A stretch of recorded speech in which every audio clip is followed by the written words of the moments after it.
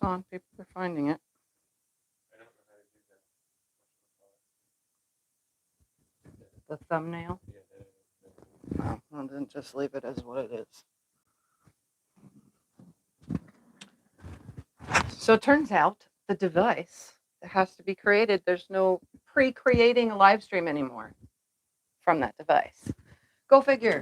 Don't ask me how, why, or what, but no more pre-creation. So I just have to go live on Sundays, and I can't give you guys advance notice. But you know I'm live on Sundays at 5 p.m.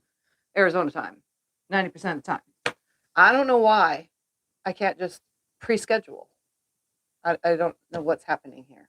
This is like the 4th week in a row now. Driving me crazy. Yep, that's it. That's what it's doing. Anyways, so let's see who's here. I can't even find it. Scott can't even find the video. It should be right there on my main page.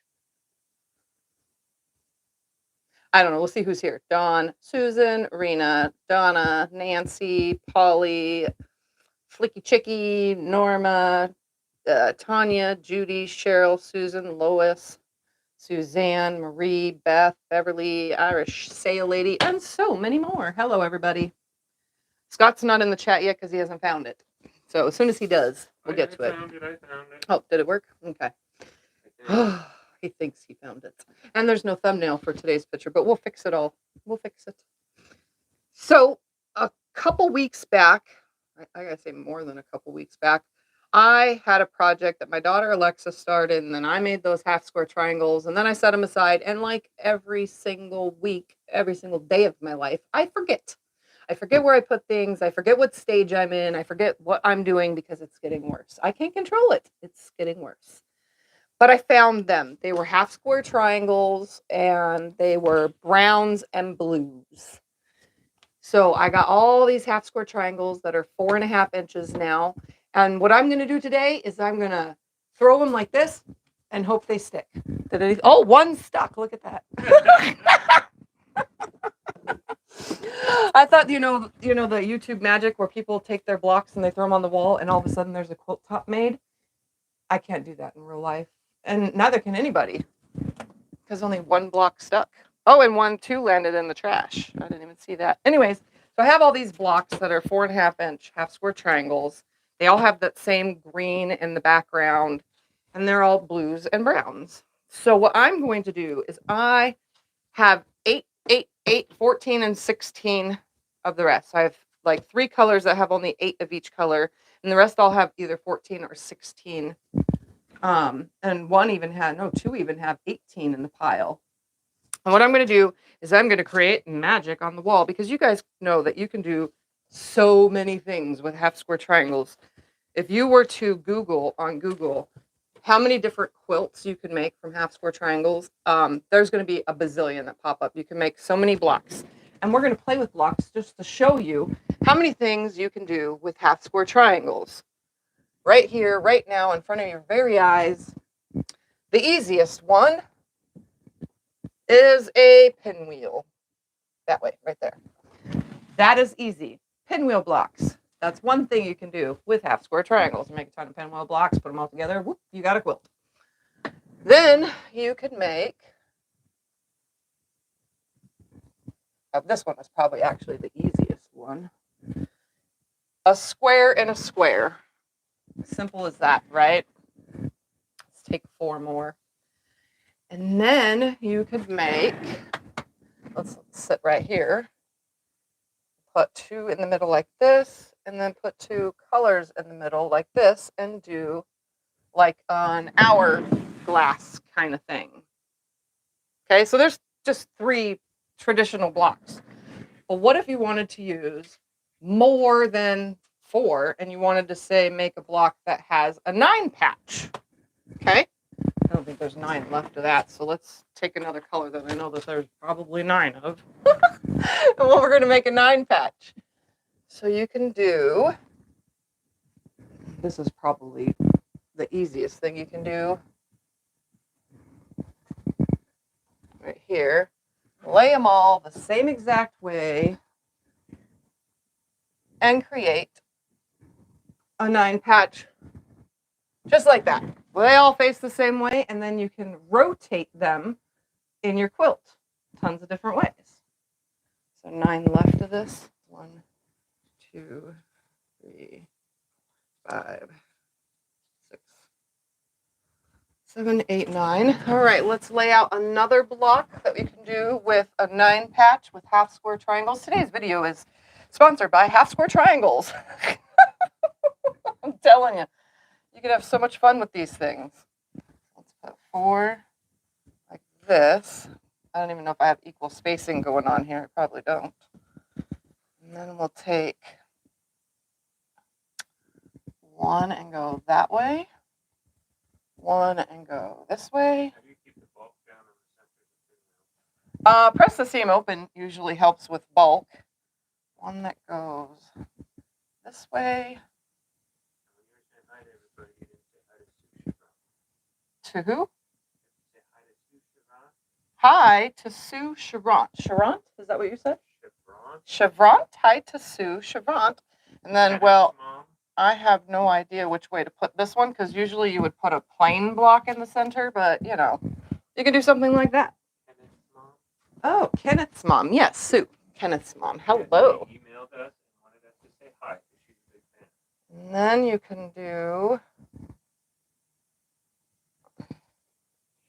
Oh, yeah, you can do this with 4 patches right here. So you can make a chevron like that. Obviously, it's. Can you even see that high on the camera? Oh, yeah, you can. Okay. Or you could make. I'm trying to just lay stuff out here. 2, and then 3, like this. And then this one would go like this, like that, and then like this. And then you can do this, that, and like, oops, turn it, and this. And there you have dashes. Don't ask me how, you can just do a bunch of these and put them all different ways. Let's see. Let's try another 4 patch that I haven't done yet. 1, 2, 3, and 4. I'm going to run out of wall, I forgot to tuck all this back in. All right, let's do one we haven't done yet. I did that. You can make your 4 patches all be like this, which is pretty much like the 9 patch version, like that. I think that one's called flying something, Colors are too dark. Oh, yeah. Let's see. Let me think of another 4 patch one.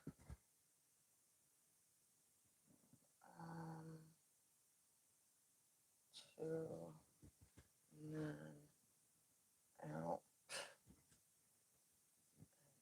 in. So you can do like a half and half thing, or let's see, not 9 of those. Try and think of all the different, when you're on the spot and you gotta think. Let's try another 9 patch one. So this one will be this way. And this one will be this way. Yeah, so you can do the chevron with 9 patches. Yeah, that one's really hard to see. Yeah.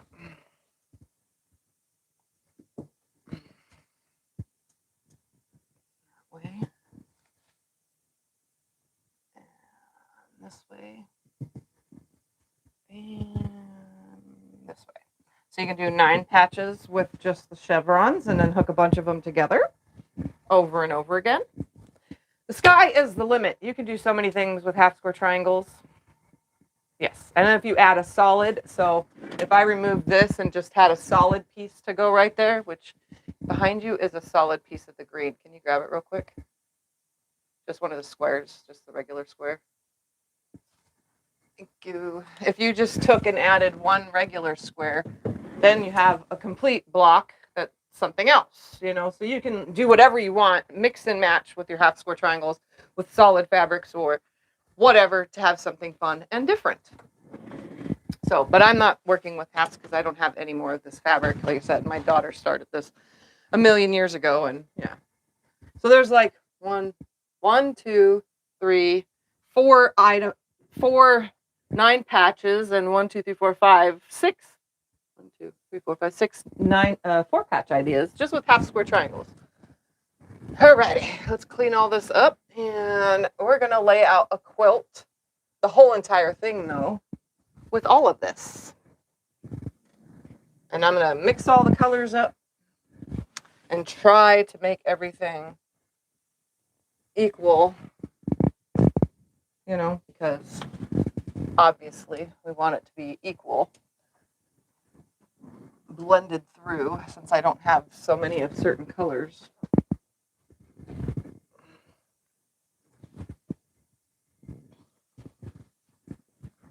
I'm also going to tuck my wall back in real quick because it's sticking out, and if I start laying a quilt on here.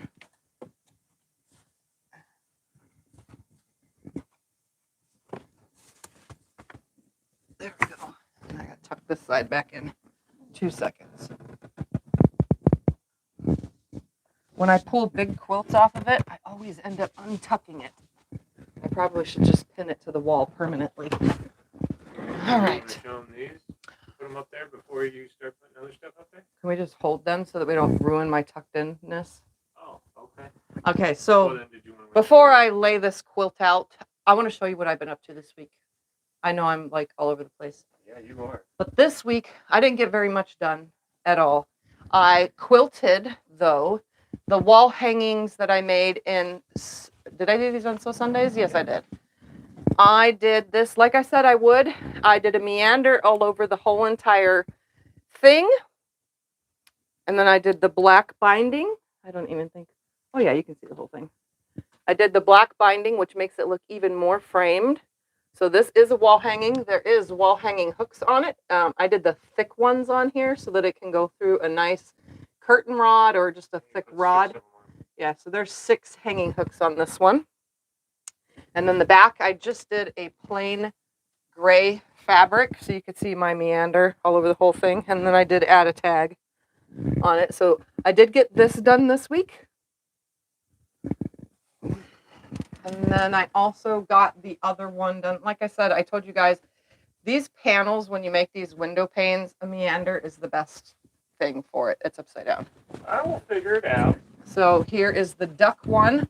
I actually fixed the size of the duck. I added a strip of fabric that goes from big to small across the bottom. Can you tell? No, you can't because it's the same color. But again, just a simple meander.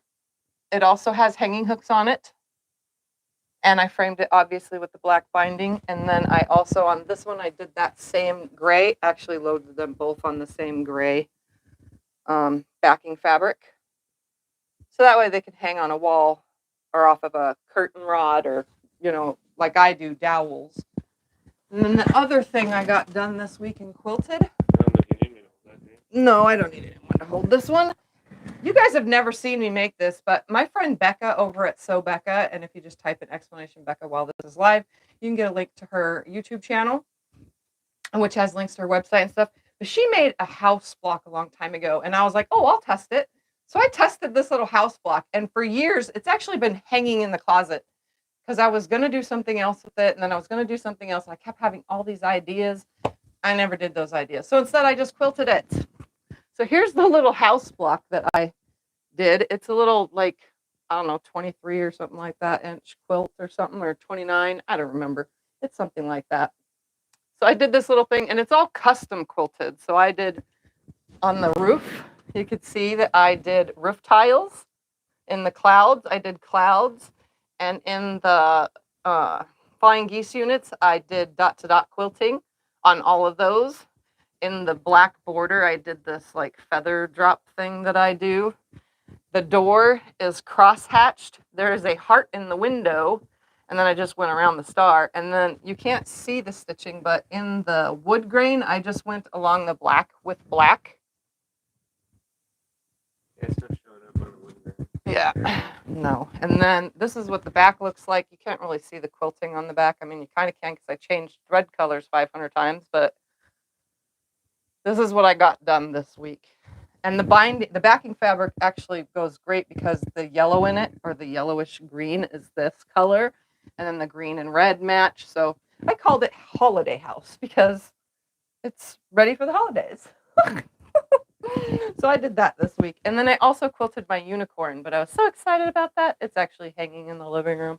Not the big 9-patch unicorn, but my singular unicorn block that I also did on Sobecca's channel where we made unicorns. We made just one block, on the video. So if you guys want to go see how I made my unicorn block, that's over on Sobecca's channel. All right. Now that I showed you everything I did this week, let's put these half square triangles up on the wall and create something. I kind of like the idea of doing a chevron. There's 168 half square triangles here, so I need to do 12 across by 14 down. I don't even know how far 12 across by 14 down is going to be, but we're just going to lay these on here. And I think I'm going to do a chevron.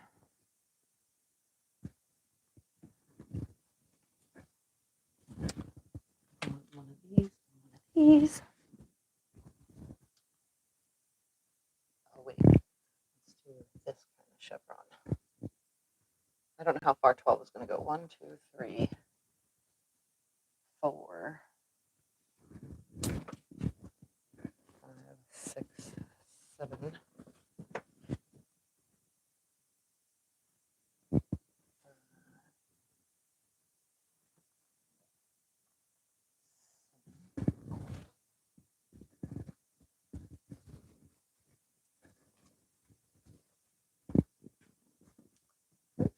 Play.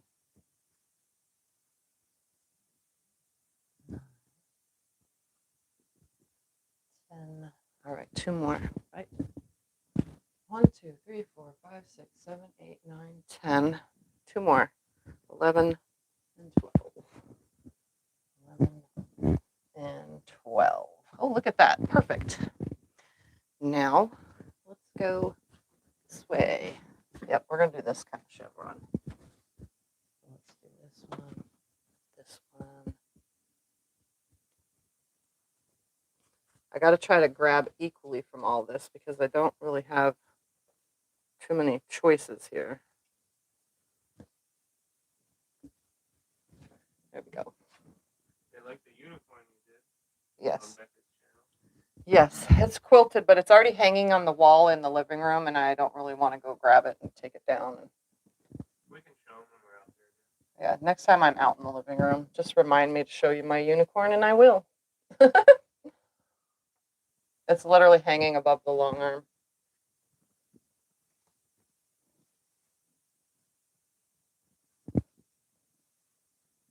Oops, that way.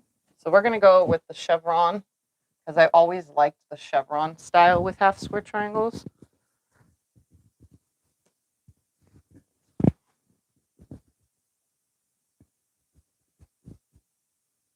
And I have an equal amount that I can do.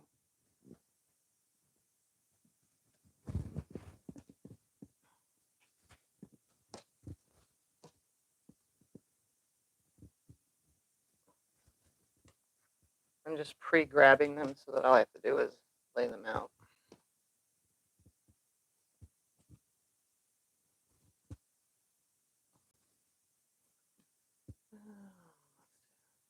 I don't even know if that's enough. Let's see.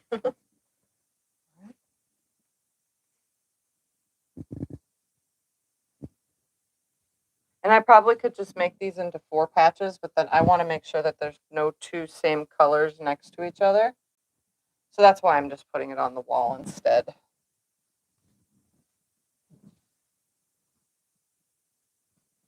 Actually, I want this one here because those 2 colors are almost the same. Those 2 colors are the same.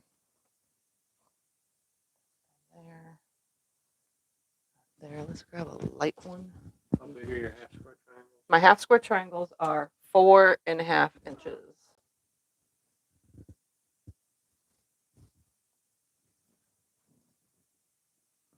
4.5 inch half square triangles. And 2 more. This one. And this one. Nope. This one.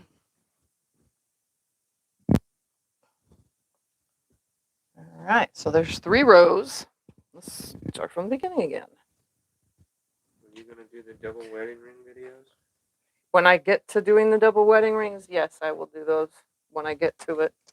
I've been really bad about making videos lately because I'm in a flare and the flare has yet to be normal and I have yet to feel normal enough to film. And I'm sorry for that. I do push through when I do my live streams, but it's hard to push through on filmed videos because I have that feeling where if I started, I gotta just keep going until it's done. And that's like 20 or more hours of filming, and I just don't have that in me lately.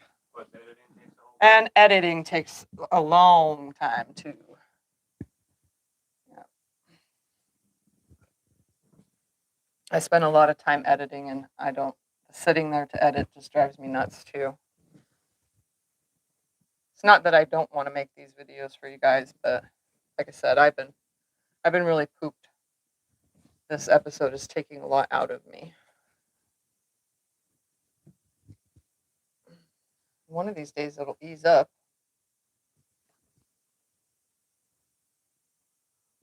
One more. What color? This one? Sure, why not?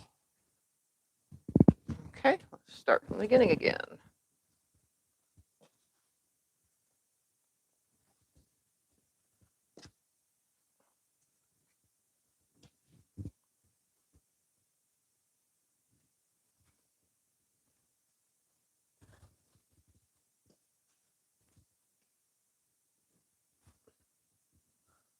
Okay, come on.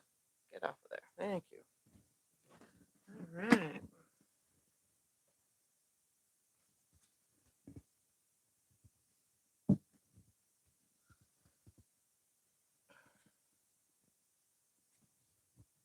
Why does it seem like I'm grabbing all the blues and they're all sitting next to each other? That's kind of funny. Oops, that way. Trying not to grab them in any specific order, but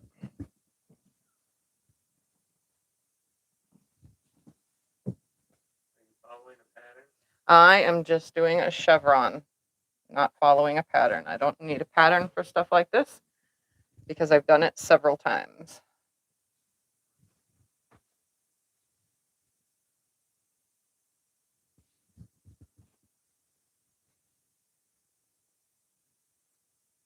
It's all in the layout. Like I said in the beginning, there's many, many things you can do with half square triangles. You just have to find the thing that you want to do. Lay them out in tons of different ways. You can do like the around the world and so many different others.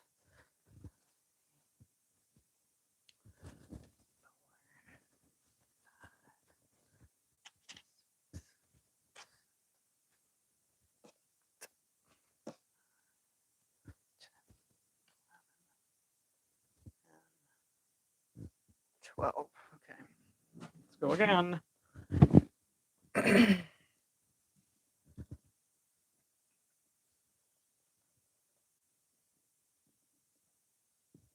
The chevron is basically flying geese flipped. So it's flying geese facing one way, flying geese facing the other way. It's all in the layout. So here's a flying geese this way, then the next one is the opposite, you know? And if you want to, if you know the color order you're going to be doing, then it would be easier to do these in 4 patches. That's why I showed you in the beginning of the video, laying the 4 patch first. But because I have to blend all these colors, I didn't put 4 patches first. I'm just laying it on the wall. And then we'll pull it down as we sew it.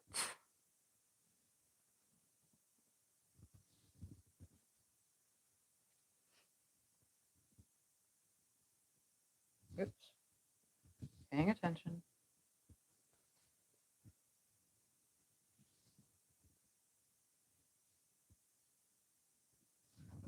Do that again.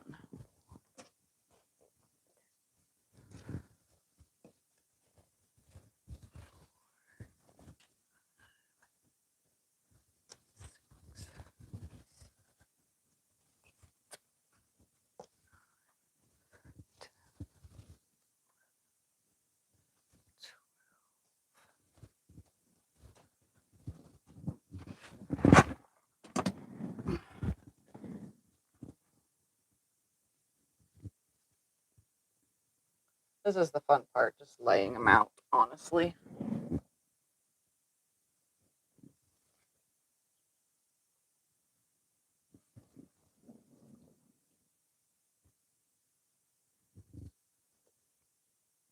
Then you get to see what needs to be moved and so on and so forth.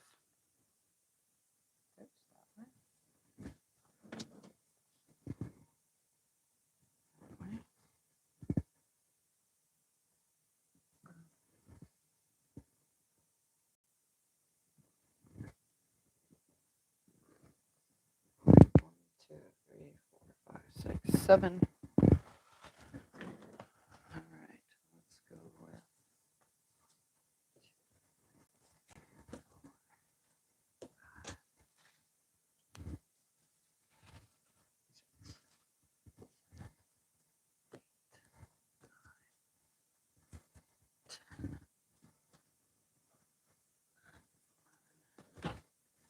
12.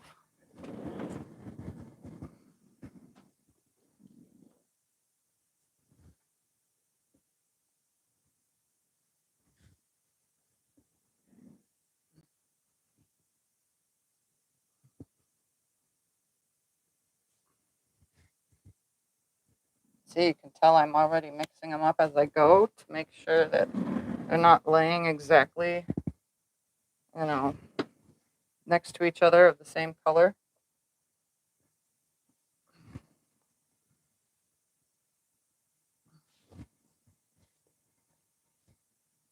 And for those that ask, my design wall is just cotton batting.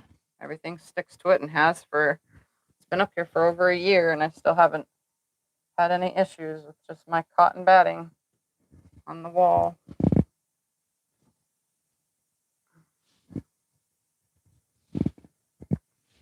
Oh, that's too close to that one. Let's move that. There. And this one. There.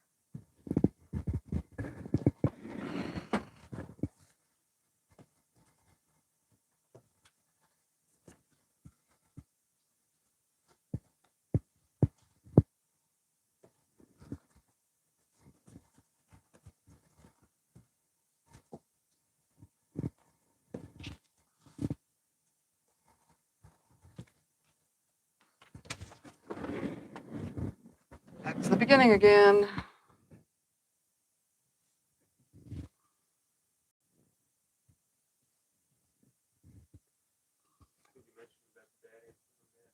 Oh, yeah. I try to remind myself to remember to answer that before people ask. Because a lot of people always wonder in the comments section. Oops, that way.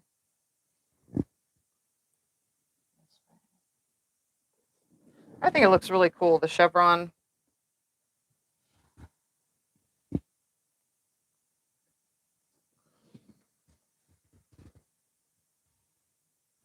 I like the fact that there isn't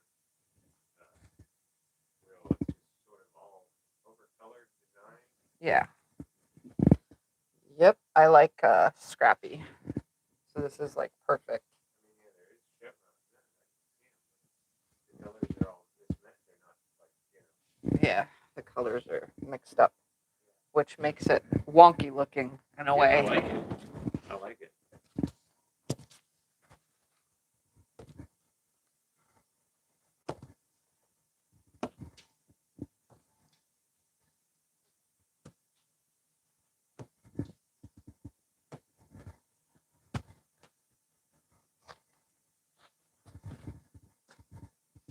Which one has a lot in it still? This pile. This pile. All right, let's go across this again.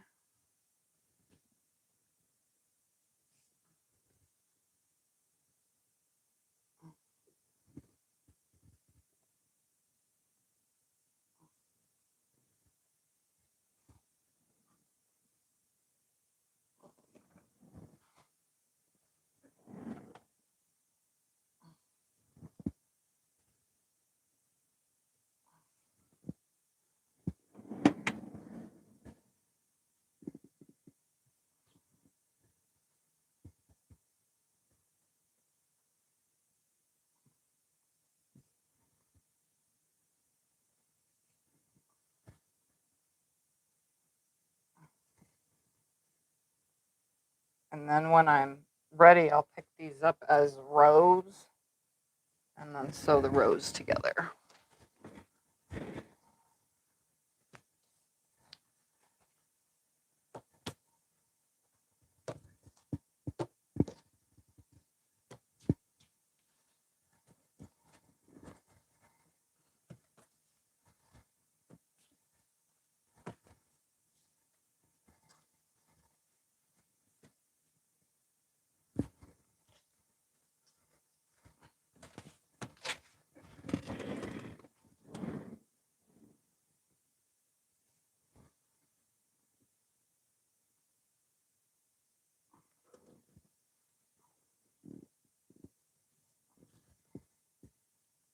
I have a lot of those in one row.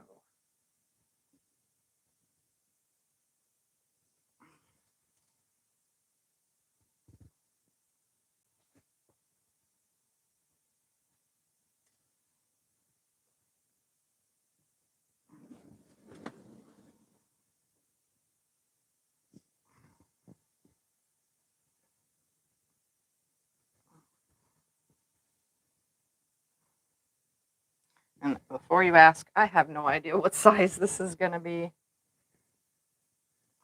I never know that because I don't do that pre-math of how big something's going to be.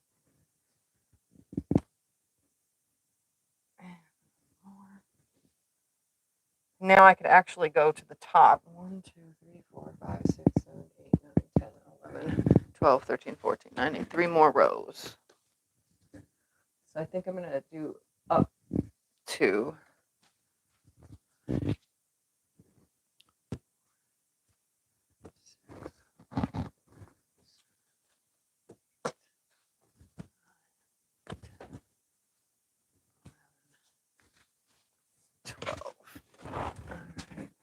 go this way.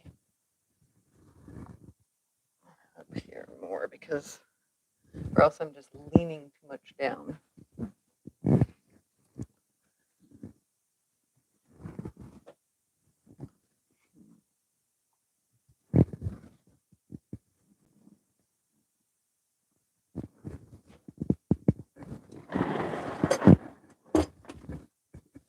A chair, I swear. Huh? My little tiny design board, this thing. Yeah, if you look at one of my old open gate videos, I actually make it. It's the second video. That's the second project in one of the open gate videos. Don't ask me how long ago. It's a really long time ago. It's probably something from last year or the year before because I've been getting open gate boxes for years now.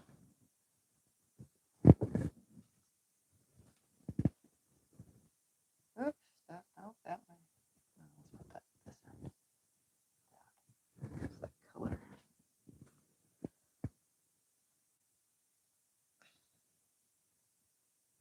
I almost turned that like 50 times before I got it. One more.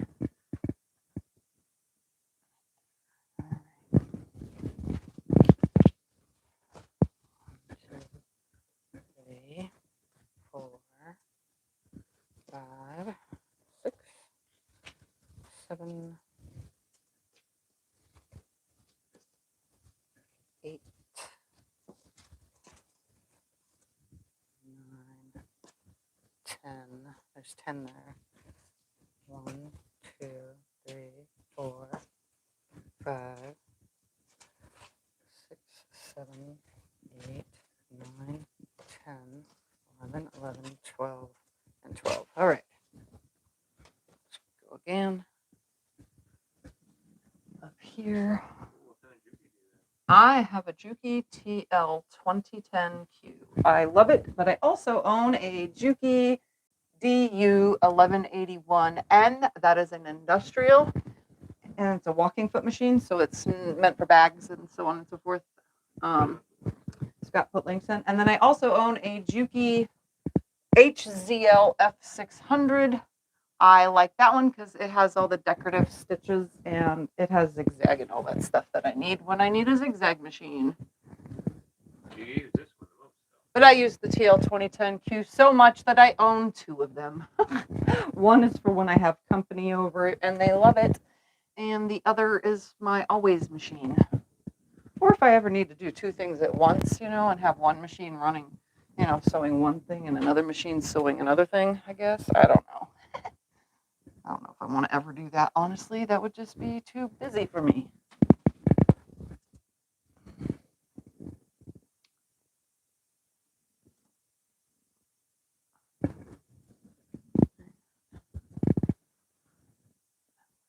There we go. One more row. There we go. I'm reaching higher than I need to reach, but we're going to make sure, and then we're going to pull it all down in our 14 rows in the position that they are currently laying in, and then we'll sew them.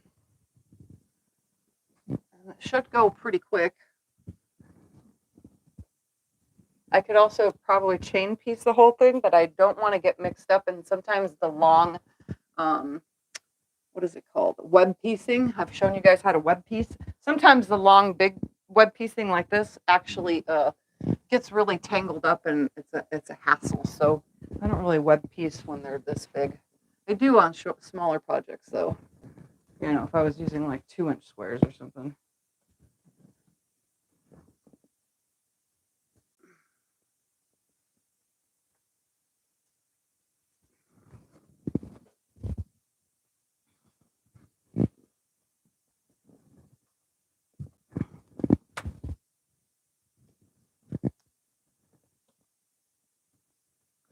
One more.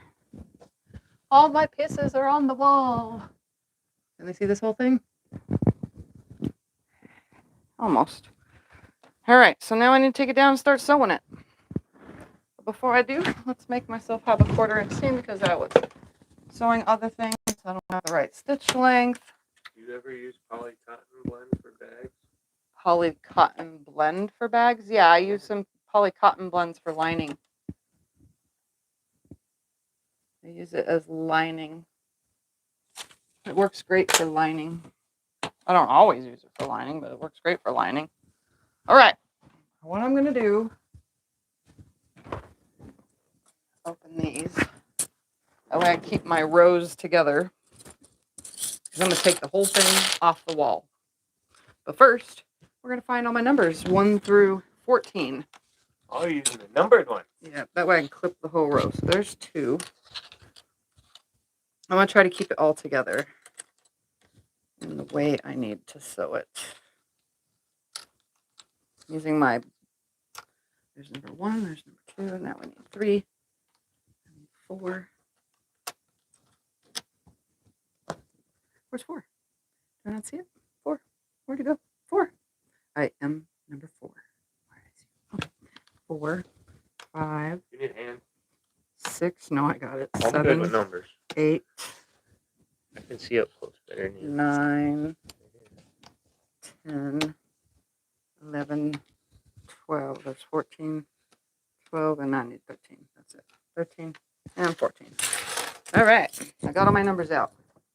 They are just little binding clips with numbers built on them. I don't know. You can get them at that quarter shop. That's probably the best place to get them.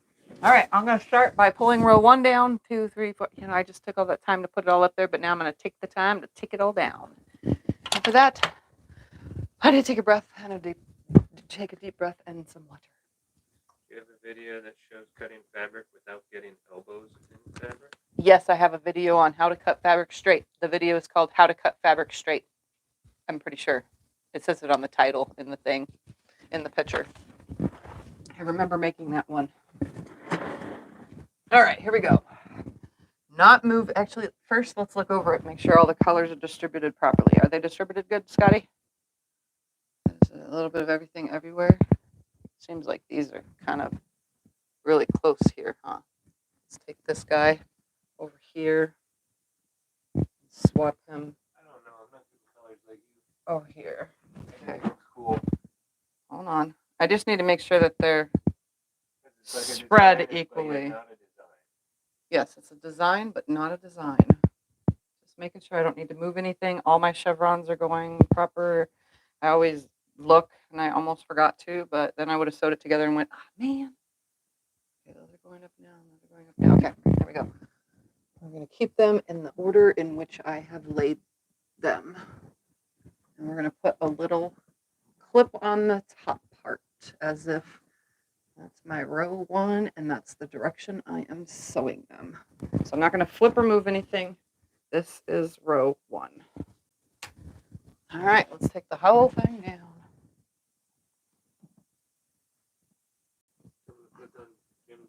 Click on Jim's link. Jim put a link in for how to cut fabric straight from my video.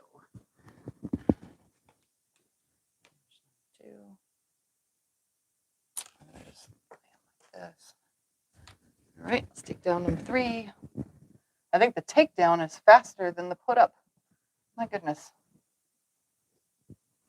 I'm literally stacking the previous one on top of the next one, keeping them in order, of which I put them down. That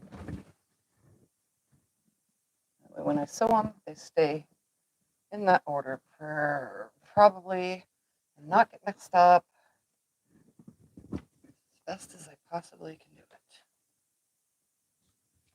it. Is your industrial so light and medium fabric? Nope, no lights and medium fabrics on my industrial. Only leather, vinyl, cork, canvas, that kind of stuff. You use a regular Juki. Yeah, I use my regular Juki for anything else.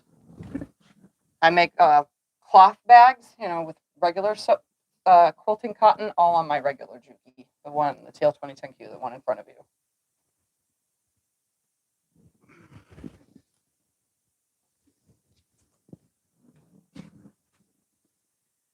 Yep, I don't sew thin fabrics because then I have to change the tension and then it gets, what is the word for it? Because mine's a walking foot machine, it likes to bunch everything up, which is not good if I use regular cotton on there. It does have, you can change the pressure foot on it, but I'm not going to do that because I like sewing my vinyl bags on there. I don't sew as many as I probably could be sewing.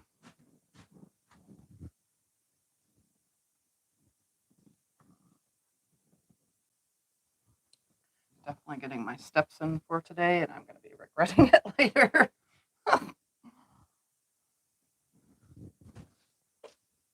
But this is how I work.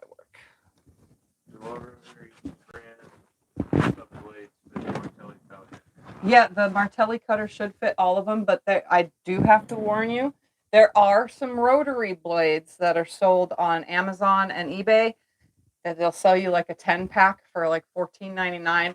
That's kind of really low of a price for a 10-pack, and when you get them, they don't fit because they have some kind of weird notches or holes around it. I have gotten those one time, and I was like, they didn't fit my Olfas, they didn't fit my Fiskars, they didn't fit my Singer cutter, I have off-brand cutters that are just called rotary cutters. They didn't fit those either. So make sure you're diligent on, at least a good, if you're going to buy Fiskar rotary blades, but you have a Martelli cutter, perfect, because it's a name brand thing. But those really, really off brands from China, I would say kind of don't take your chances on those, because you're going to get them and you're going to be like, man, what am I supposed to do with all these now? They're like, the hole is like a millimeter off and it doesn't even fit or something, it's just the weirdest thing. Getting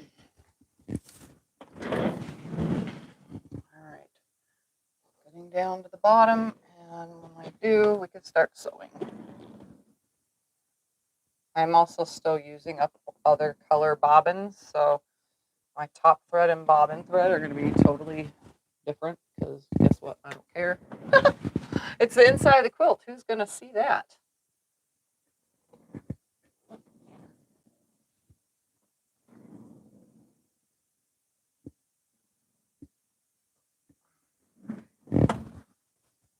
All right. 2 more and clean up.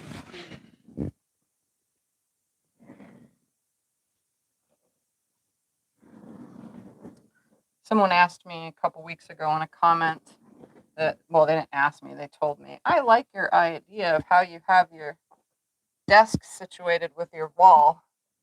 I think I mentioned it last week too. Having my desk 3 feet from my design wall actually works out perfect, because if I want to just hang certain blocks and certain whatevers, I literally can just grab and sew. I think it makes it so much easier than having to get up and go to another side of the room.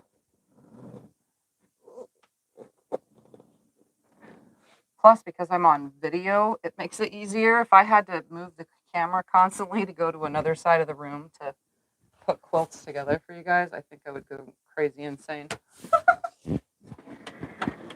All right, here we go. Let's take a drink of water and get started. And when I'm done sewing the row, my number 1 piece will go back on the end as number 1. And actually, I'm just going to put it there as number 1. I'm literally just going to hook these together.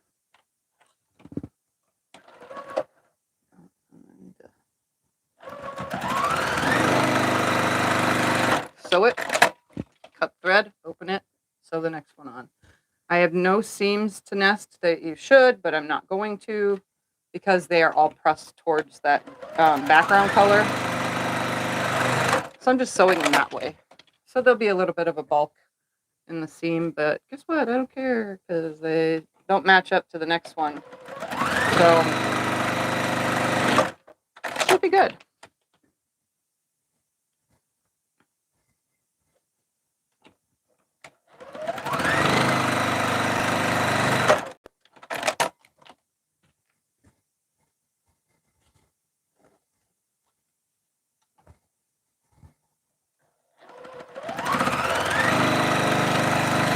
That would be funny, though, if Alexa, my daughter, was trying to make this specific one.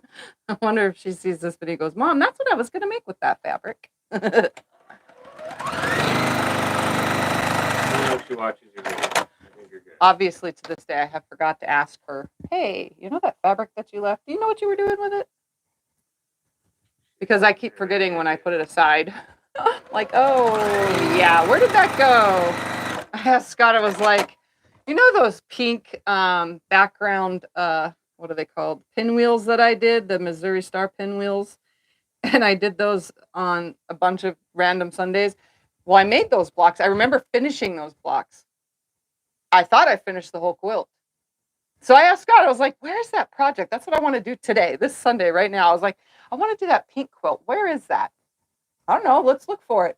That was yesterday. And then today he goes, weren't we supposed to look for a quilt yesterday? I was like, oh, yeah, the pink pinwheel one. Where is it? Literally right in front of my face. When I look in the closet, it's bam, right there. Go figure.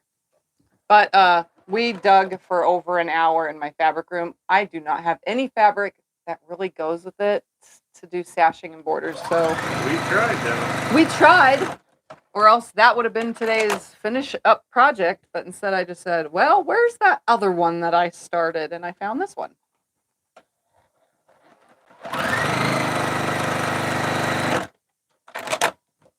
So until I find a fabric for that pink pinwheel one, that one's just going to get put on hold for a while.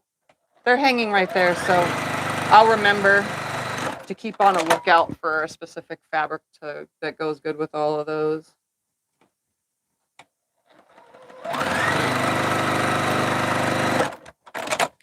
All right, row 1 done. Just gonna lay it up here. Am I even gonna turn the iron on? Because we could just press all of them all at the same time, because I'm putting my numbers on them. So I shouldn't get them out of order at all. So it should be good. And I'll just do the press right, left, so that whole row 1 will all go to the right, the row 2 will go all to the left, and so on and so forth.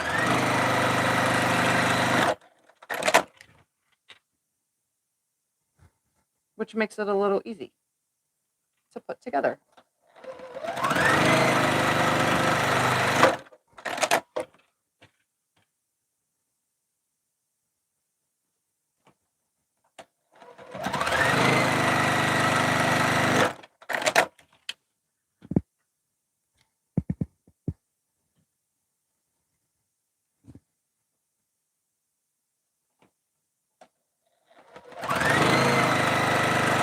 can ask questions, or else I feel like I went silent. I don't like to feel like I went silent. I don't have nothing to talk about on my own. Oh wait, I do. Guess what? What happens when your refrigerator starts making noise? Yeah, really loud.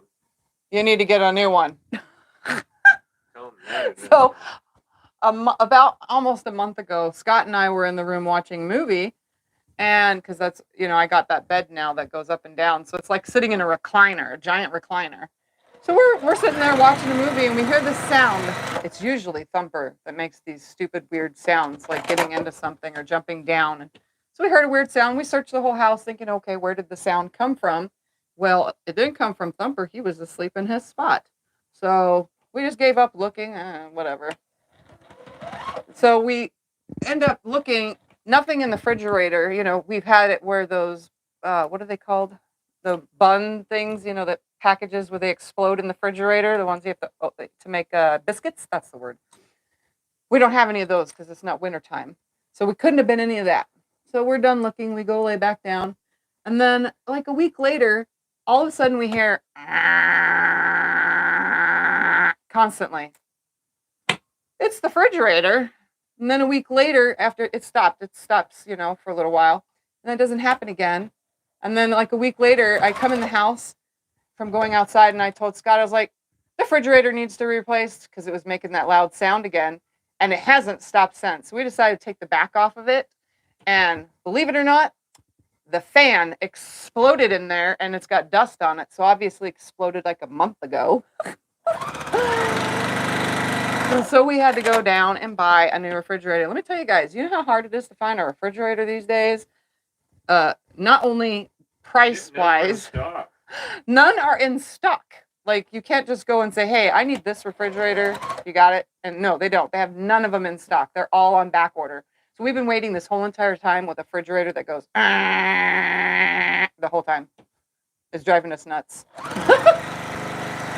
But yeah, you can't even find a refrigerator for a budget anymore, because even the top bottom, the little tiny refrigerator, are $900 for a freaking refrigerator. Like, seriously? Yeah, they weren't. Some of them, yeah, the one that Scott wanted was $600, but I wanted a side-by-side again, because we have a side-by-side now. So we got a side-by-side. Yeah, can you believe that? I was like, it's a refrigerator. But now it's going to be our only stainless steel appliance. Because all of our stuff is white. We don't use our dishwasher, but it's white. The stove is white. The current fridge is white, but the new refrigerator is a stainless steel. It's a stainless steel side by side. It'll be here this week. Yay. I do not use bamboo batting, no. I use 100% cotton, 80-20, and then 100% polyester, because I like the fluff. I like using really high loft polyester for fancy quilting or show quilting, whatever you want to call it.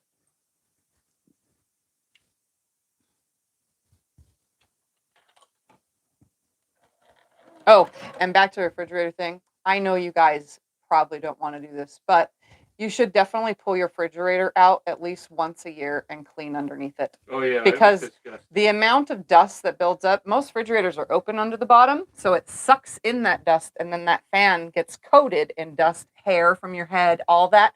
And that's most likely what broke our fan in the refrigerator.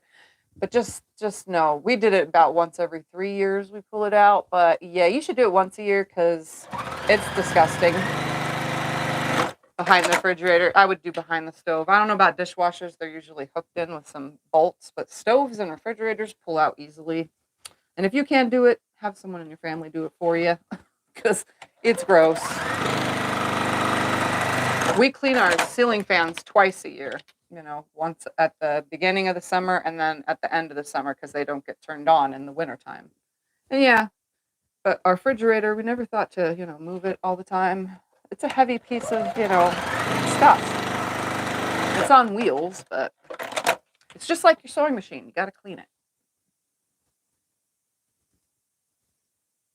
We had a lot of dust.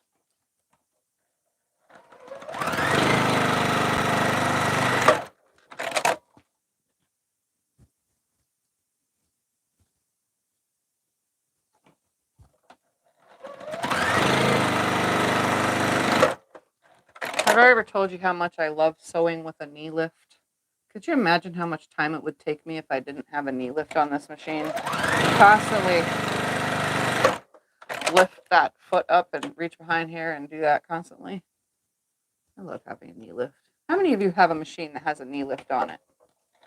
I know a lot more machines are doing knee lifts these days. It's kind of common now.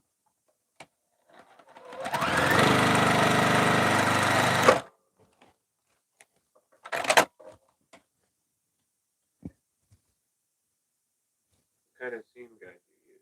I just have a magnetic seam guide. You can find this exact magnetic seam guide at Fat Quarter Shop, or you can click on the link that Scott might put in the chat Yeah, if we he have a can link for it, remember but you what made it really is. long.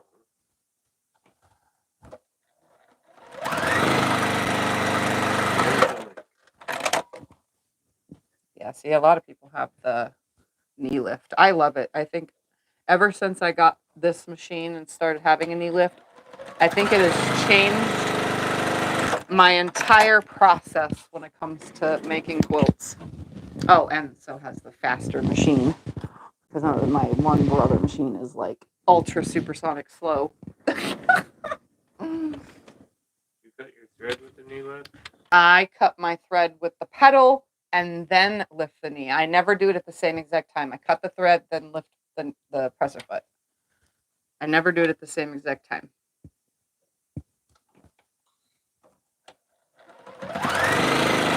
So I sew it, cut it, lift, sew, cut, lift, sew, cut, lift. That's how I do that.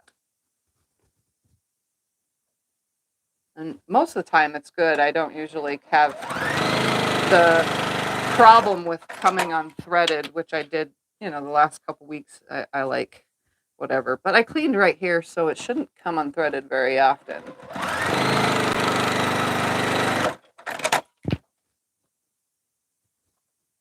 But it does. Can't control that, I guess.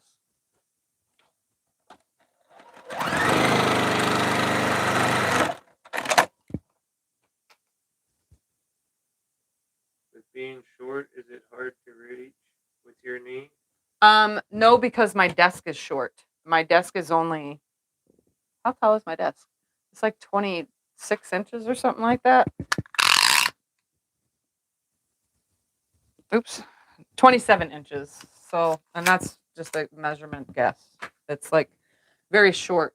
And my machine is only lifted a little bit. It's not on any lifter or anything. So my knee lift is literally right there at my knee. The white part literally touches my leg, my calf, like right there.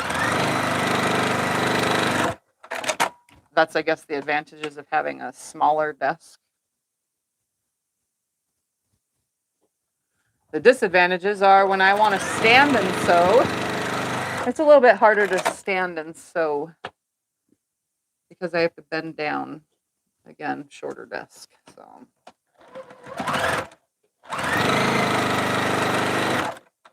I want one of those adjustable kind, but I don't want to give up this big, huge desk space. I love my desk space because it's literally 72 by 36. So I can literally have friends over to sew on, one on that side and one on this side, and there's a cutting mat on each side, And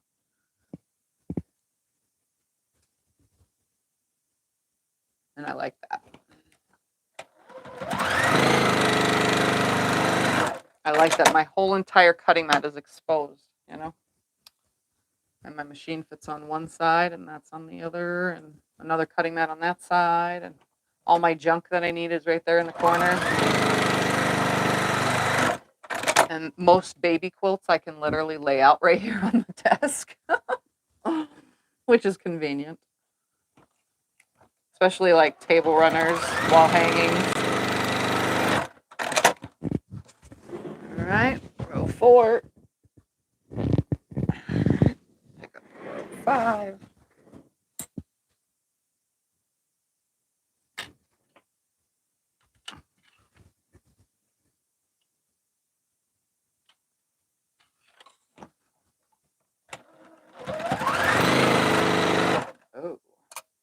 thread in the middle of sewing.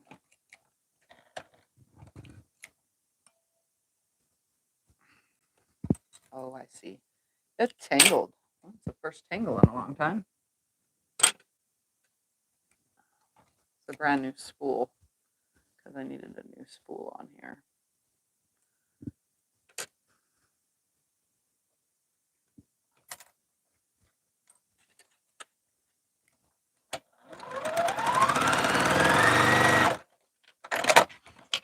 Is Eric like Vegas? Does Eric like Vegas? Well, he isn't used to the heat, but he is all at the same time. I mean, I guess he likes it. I don't know. I just talked to him like what, last week? I don't know. Did you say Yeah. he liked it? He likes it so far. I'm pretty sure he's not too keen on the area he lives in, but I guess that's to be expected. And all apartment complexes are loud. I don't care what anyone says, unless you live at, well, even 55 plus parks. My grandma used to live in them, and you could still hear the neighbors playing piano. One had a piano, and you can hear that, and another guy doing whatever down the way, and they still go outside and do things. Their dogs bark, you know. So I guess everywhere is loud. The apartment complex I lived in as a kid was loud. I remember that because everybody had kids, and all you could hear is kids all day long, every day.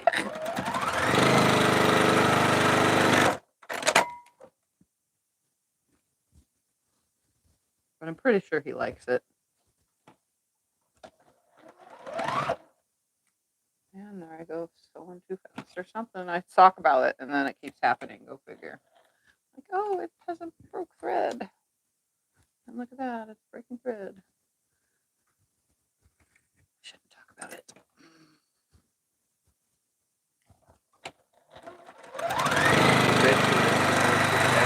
Yep, I mentioned it.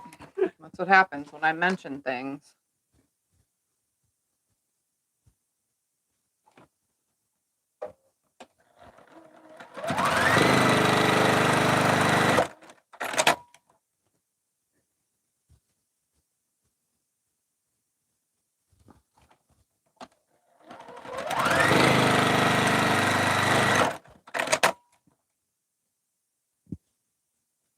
I know my friend Ian is actually moving somewhere else too.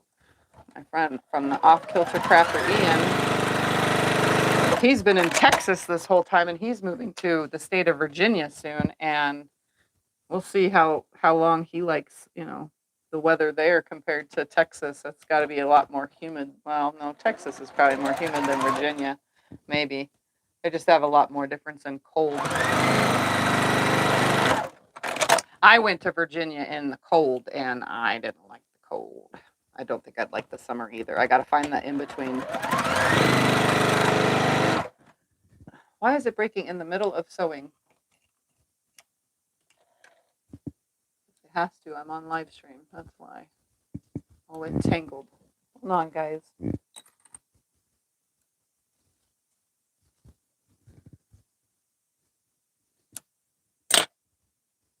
All right. Tangled on my take-up.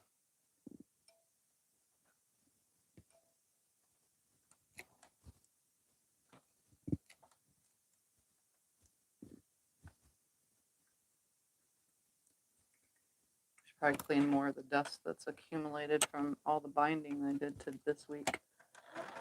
I literally bound 4 quilts this week. Little quilts, but still. At least I got things done. 6.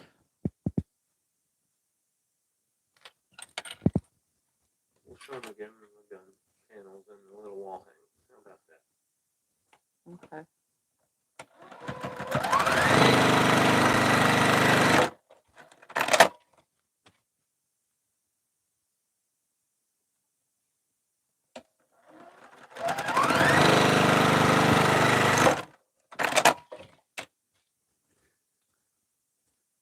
When it comes to moving and all my friends moving into different areas, I'm like, I don't know how.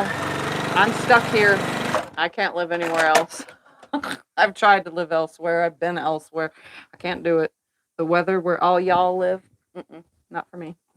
Plus, I moved you before. You got more stuff Yeah. than 10 people. And now I'm a quilter, so I have more stuff than most. That would be hard to move now. I would never move out of state, though. I love Lake Havasu. I love the heat. I love living here. I love the fact that it doesn't snow. Well, it still freezes. It still gets cold. Not during the daytime, but at night, it'll get as cold as 32 here. You love the weather. You don't love the... Yeah, I love the weather. Town, Yeah, I don't like the all crazy, people, crampacked and town. all the partiers And the snowbirds and the that. partiers and the people that like to light off fireworks on random weekends, you know, or in weekdays. It'll just be a Tuesday evening, be laying around, and all of a sudden 100 fireworks are going off in the neighbor's yard. I'm like, seriously? It's not even a holiday. I don't like that. Our town is the mix between a retirement community and a party town because of the colleges. I'm like stuck in the mix. And now this place is filled with, I don't know how or why, but now that Airbnb and Verbo and whatever all those sites are called, now that those exist, there are tons of those here. People are turning all sorts of houses into those Airbnb things. It sounds a vacation town. It's a Yeah, tourist town. It's not vacation fun to live tourist in, town. A tourist town. Do you sew satin blanket binding like you do regular binding? Do I sew what? Satin blanket binding like you do regular Satin binding? blanket binding. I did one of those in the beginning. I don't know even if I did it right because it was the beginning and I had just started, but I'm pretty sure you don't. I think you do one, like, instead of folding it, because it's hard to do that, like fold and iron, you know, because it's satin. You do the one side, hook it all the way around, just the one end of it, and then double fold it over when you get to the other side. So whatever side you're folding it to, you would fold it up to the center and then fold it over. I think that's the correct way, but I could be wrong because I've only done it the one time. And it was a long time ago on a baby blanket.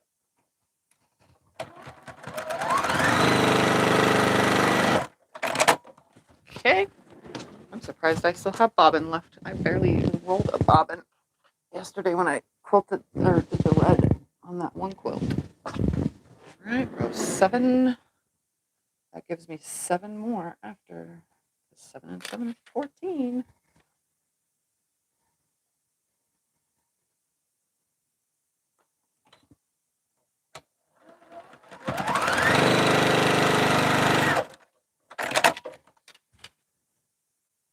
Yeah. The only thing I don't like is being a tourist town, for sure. I'm pretty sure there's a lot of places, though, people that live in like Utah and stuff, or Wyoming, or any of those that have those national parks, or people that are in South Dakota. I don't know how far away those, what are those called?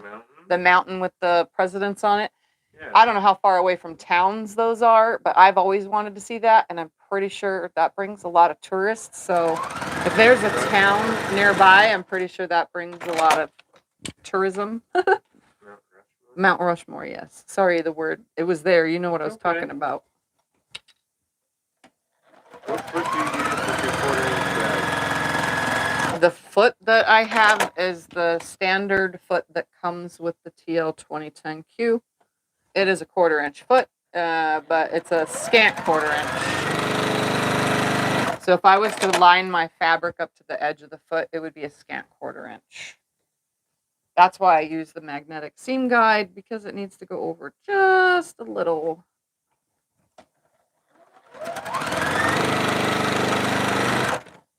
But I don't really ever change out my foot. A lot of people use the walking foot or whatever. I don't change out to anything. I don't even change out to a zipper foot anymore. I did in the beginning when I first started making bags or putting zippers in anything, but now I don't even bother. I just use the foot that's on the machine because it sits right next to the edge of where a zipper would be sewn. So there's no sense in changing the foot out.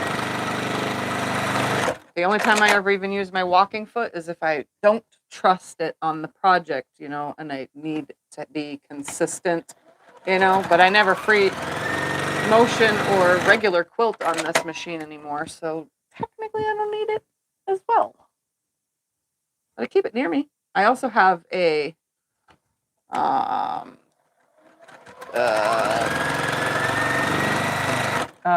right compensating foot. What else do I have? I have like a bunch of different feet for this machine, and I never use any of them. It's just the stuff that came with the machine. And the right compensating foot is actually 1/4 inch. If you guys didn't know that, it's the same as a 1/4 inch foot. So it can be used as a 1/4 inch guide. All right, what am I on? That was 7. Oh, 8 is over here.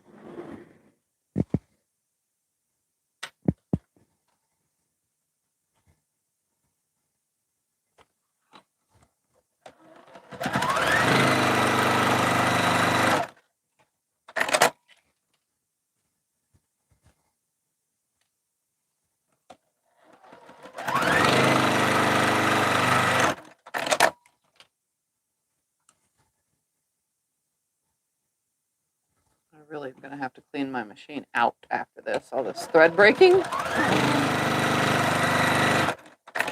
creates a lot of dust down in there.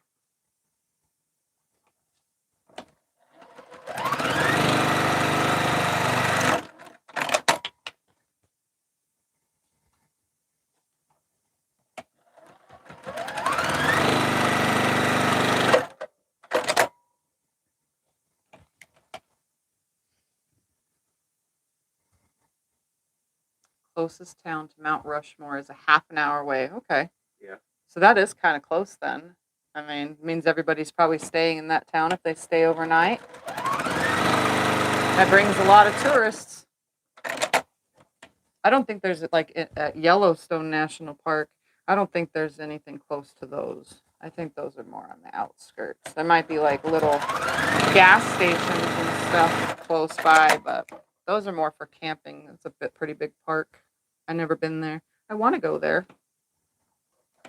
I've been to the Grand Canyon there, and Scott's parents work at the Grand Canyon, so yeah, they turned into snowbirds. They've turned into snowbirds. Yeah, they stay at the Grand Canyon all summer. Yeah. They only come back to town for like 4 months. They're at the Grand Canyon all summer long now. So they've been telling, well, his mom has been telling me about how these little areas where a lot of the tourists go for the bus rides or the plane rides and helicopter rides and stuff. Right now, they're at the portion of the south rim of the Grand Canyon where the helicopter and plane rides, and then there's also a van drop off. And she said the nearest town is 30 minutes away from there. And yeah, she said that it's not even a big town. It has like, you know, like a hotel and a little grocery shopping place, and that's it. And then normally they work at the north rim, and there's a lot of people that go there. She said that place gets so crowded. Where we went to the west rim, right? I don't know. Yeah, we went to the west rim. The closest to our town. Yeah, and that's not even close to us. That's like a 3.5-4 hour drive. And we hit a snowstorm. We left here. We left here and shorts with t-shirt and shorts and got there during a blizzard. Yeah. It was such a blizzard when we went there.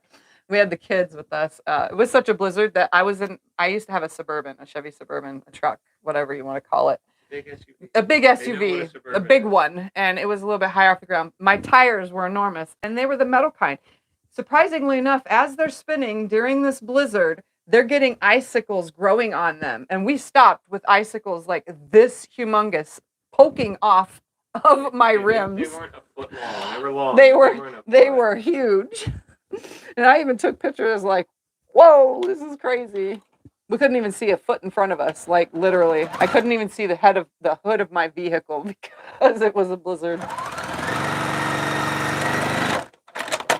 Yeah, and we had to stop too. We couldn't go any further. We had to wait for the snow to stop just to keep going. That was a crazy one. Yeah, the Grand Canyon's weather is very unpredictable, especially in the wintertime. We didn't even go in winter. Yeah, it wasn't even winter. We went in like March or something like that, or April. Yeah. Oh, I'm out of bobbin. Okay, let's find another empty one, another almost empty one.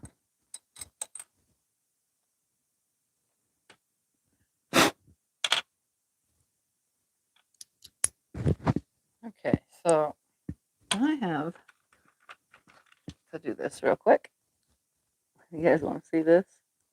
Ready for this hold one? on, let me put the camera up there so they can see. When I tell you to clean your machines, do it, please do it. Wait, that's not even all. Like, this is just barely anything. I need to get, as soon as the weather changes, I am going to take this machine outside and really give it a good cleaning because this is so gross. And this is only a couple weeks for me. Well, it's probably a couple months now because I haven't really been sewing as I used to, but You normally clean it pretty often. I usually clean it pretty often. That is so gross, though. I had to pull it because the bobbin was in the way of the bobbin. You could tell I got lazy. I'm usually pretty good about keeping my machine thoroughly cleaned.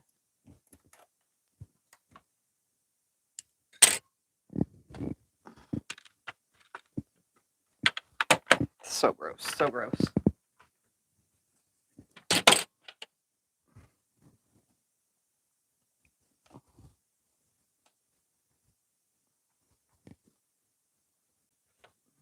All right. There we go. Cleaned up a little. Do you know how big their wall is? How big what?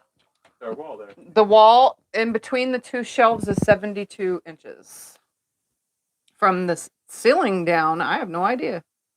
It's the 8-foot tall ceilings is what we have, but I don't have it all the way to the ceiling because I can't even reach that high.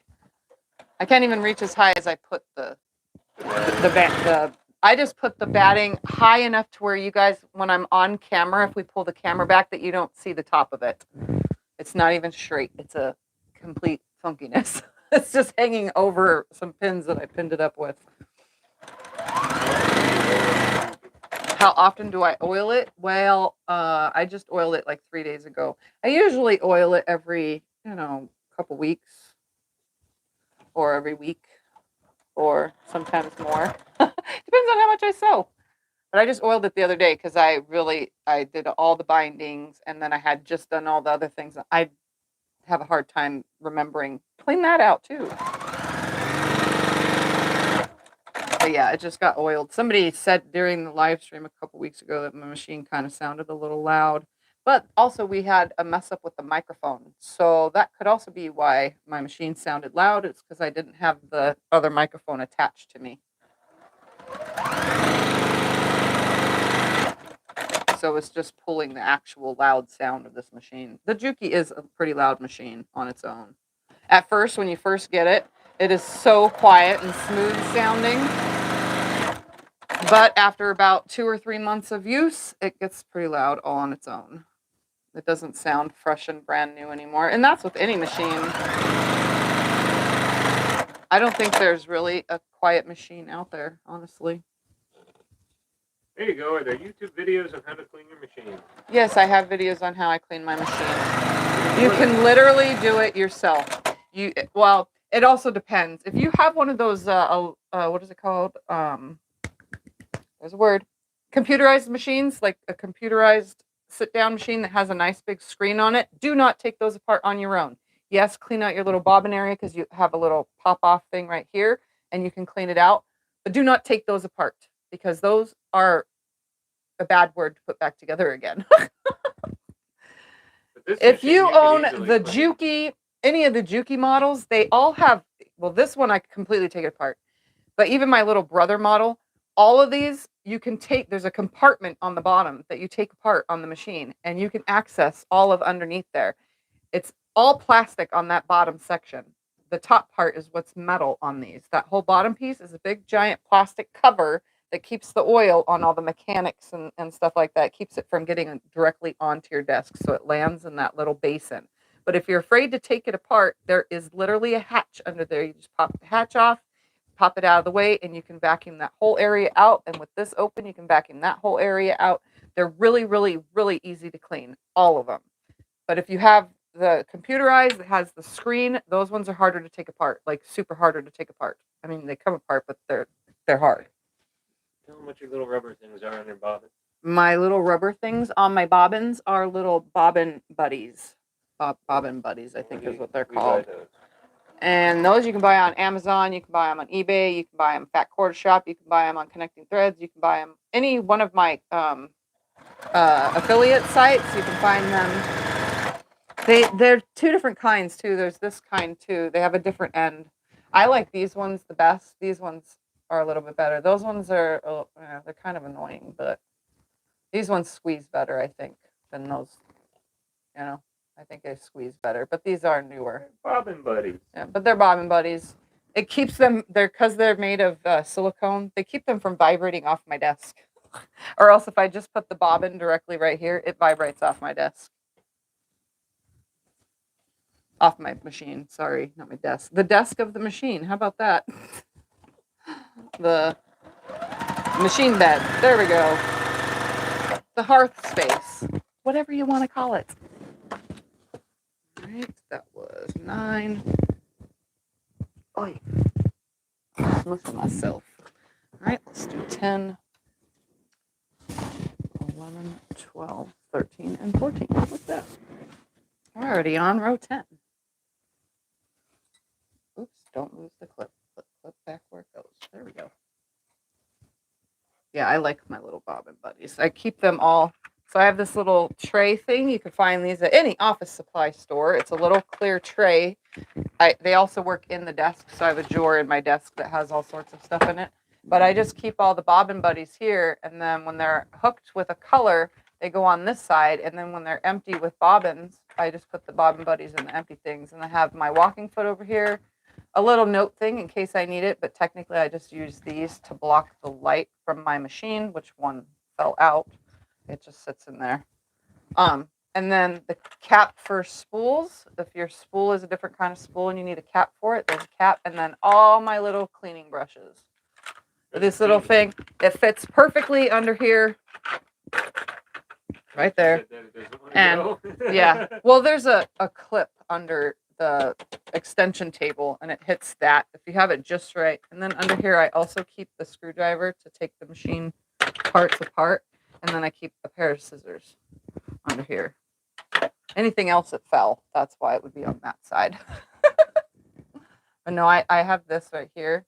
If you guys ever need to cover your light for something, you literally just take a Post-it note and there you go, you know, to cover it. You just put the Post-it note over the light.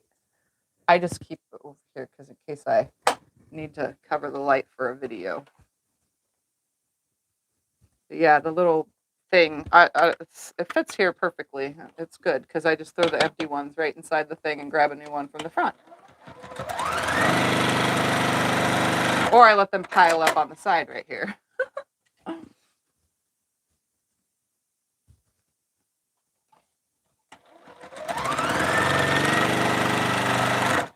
And I have another one on this side of the desk too, where I keep pins, my glasses, some snips, clean the machine, little pieces of flannel, some spools that I need to empty. There's a lot of those in here. My bobbin holder thing, it's a bobbin boat. I was using this, but now I just kind of make a mess and throw them everywhere. You know, chapstick, you never know when you're going to need chapstick. And these you got to invest in. This tiny little screwdrivers, because this is how I reach my thingy to take the needle plate off, is the tiny little screwdriver. And they come in a set. You can get the Phillips and the flathead from it. And the Dollar Tree sells them.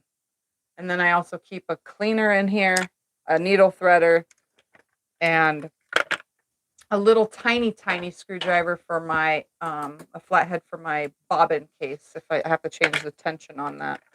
And this thing that everybody always wonders what it is, this actually is for big spools. So you put this up here, and then the big cone, to keep it from bobbing around, you stick it right over that. That's what that thing is for. So I keep that over here too. In case you're curious, but it's in this little tray thing. And these are magnetic, so everything is sticking to it. Come on, get off of there. It's a little magnetic tray for my things, but I keep all my little, stuff over here so that it's out of my way. Never know when you're going to need something, like chapstick.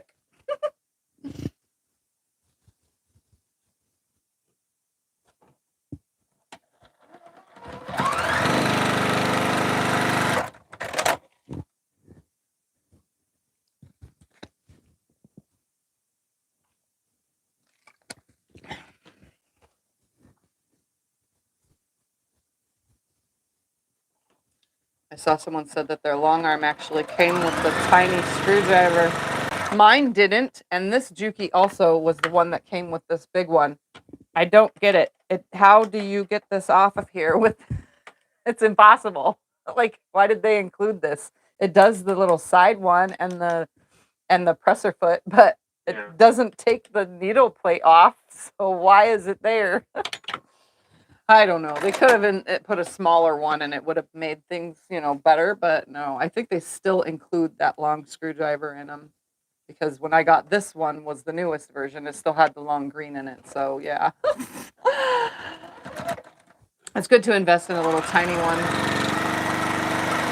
And technically all you have to do is loosen it. Because I don't know if you guys are new to machines or not, but if you just loosen it with the screwdriver, your finger can you just spin your finger on it and it'll come undone. And then you can spin your finger on it the opposite way to put it back in the little screws.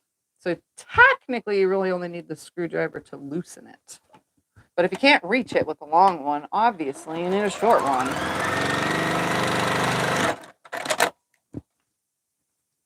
Actually, my long arm doesn't need a screwdriver because mine uses the Allen wrenches. Mine, all my feet and everything to change everything is all Allen wrenches. To change my needle is an Allen wrench. It's all Allen wrench, Allen key, or whatever you want to call it. That's what my long arm is. My needle plate, on the other hand, I think that's screws, but it's such a long distance I can use a regular screwdriver on it.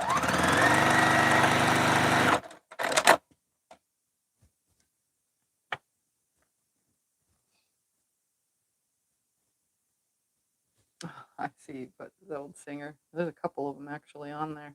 Yeah. Someone has a featherweight for $150 on there, fully painted and everything. Okay, there's an old one on there with the desk. Yeah. I don't have no space for any more new machines. Plus, I just got a refrigerator. Yeah, you got a new fridge. So. We need a refrigerator because if I can't eat, I can't sew. Well, technically, you can still eat if you didn't have a fridge. You just wouldn't have any cold food. Or any way to store the food. I guess you can go to the store every day and buy it fresh. Me. We don't have any food to store with me. Yeah. I eat it all. Yeah, no food to store. Scott just eats it. I don't know if your guys' husbands do this, but Scott, he's on a special... It's not a diet, but he eats his meals at a specific time of day. So after 5 p.m., if he gets hungry or smells food, he's like, or smells anything that, whatever, or looks at food, he's like, ooh, yogurt. Tiffy, you should eat some yogurt. He wants me to eat so he could smell the next to him. I'm always hungry. He's like always hungry, but he doesn't. I said you don't eat after 5, so yeah. I'm the one that eats for you. So if he wants cookies, guess who eats them? Me. That way he could at least, I don't know what it is. He just likes the smell of the food or something when I have the packages open. It's kind of funny. But he's always telling me, Tiffy, pretzels, Tiffy, this, Tiffy, PB&J.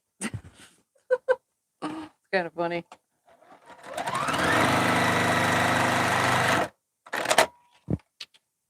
You got a new fridge, and our fridge is empty now. Yeah. I don't know why we needed a big fridge. We just need a little mini fridge. Yeah, he said we only needed a mini fridge because our fridge is pretty empty. So I was like, no, because I need the freezer side. I need the freezer space, and there no top bottom refrigerator had freezer space. They were dinky. I survive off of TV dinners and bacon. You know, Yeah, I need space for my bacon and my TV dinners. Your bacon's microwavable. Yeah.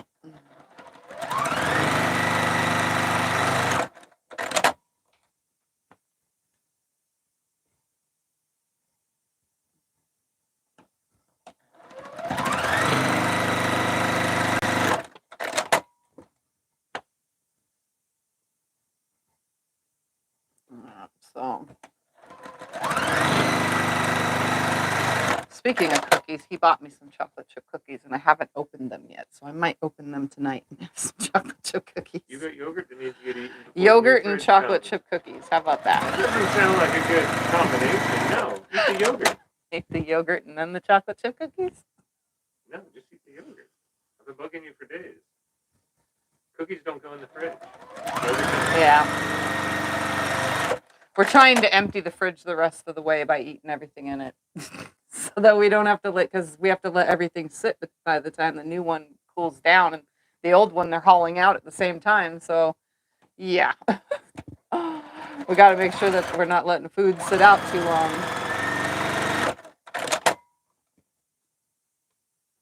The frozen ones will stay frozen in the old freezer while it's outside. Well, we have to take the doors off. But we have to take the doors off of it to get it out. And we're hoping we don't have to take the doors off the new one to get it in the house, but it's not, our doorway isn't wide enough for refrigerators, and I don't know why. Not our front door, and even if it was, our front door walks in, you open the door and you walk into a wall. Literally.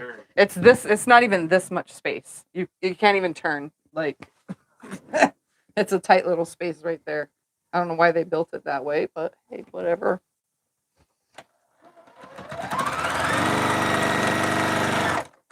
And our sliding glass door, we replaced it years ago. It's a lot wider than the old one used to be, but definitely not wide enough for a refrigerator. And we don't have a gate that goes from the backyard to the front yard. So technically, the sliding door isn't wider when it sits in the frame of the old one. Oh yeah, it's smaller. It sits in the old one. Well, it's wider because it fits my wheelchair through it. The old one never did. Remember, my fingers would get stuck. No, the new one sits in the old one. They can't be wider. You just think it is because you look at it and it looks bigger. I don't know. It fits better with my wheelchair. Are you saying the one side of the slider was smaller? It's smaller than the other, yeah. No. Oh, well, it looks like it. No, Tiffy. I hate to tell you, but no. I don't know. Fits my wheelchair. That's all that matters.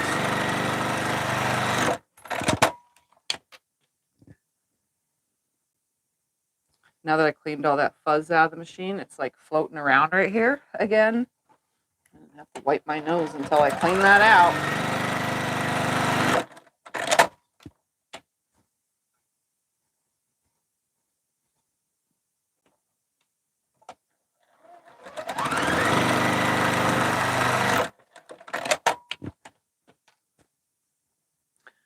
Two more rows to sew after this, and then I need to press it all. And I'm pretty sure I'm going to run out of time by then. Yeah, we've been talking.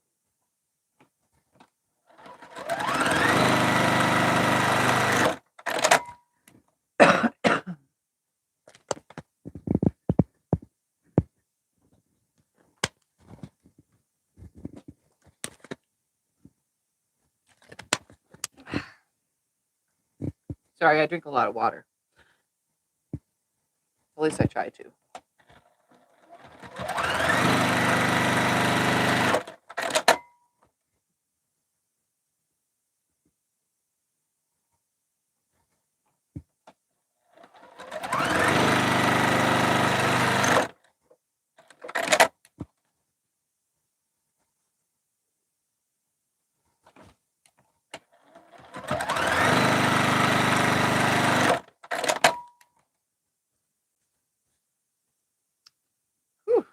Any questions or anything?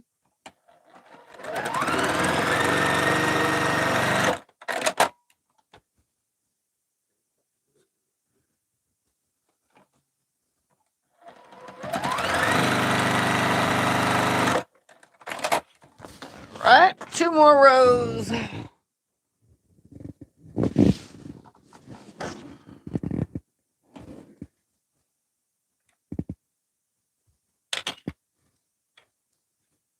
This will be a nice little quilt when it's done. Definitely boy colors though. So it'll be probably a guy size lap quilt. You know?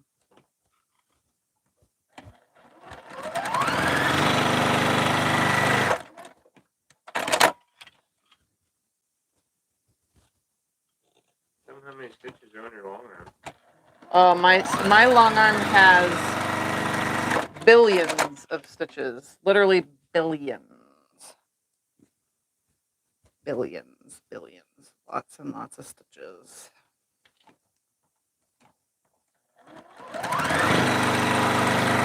I was so happy when I got my machine. I think I hit 1 million stitches in my first month.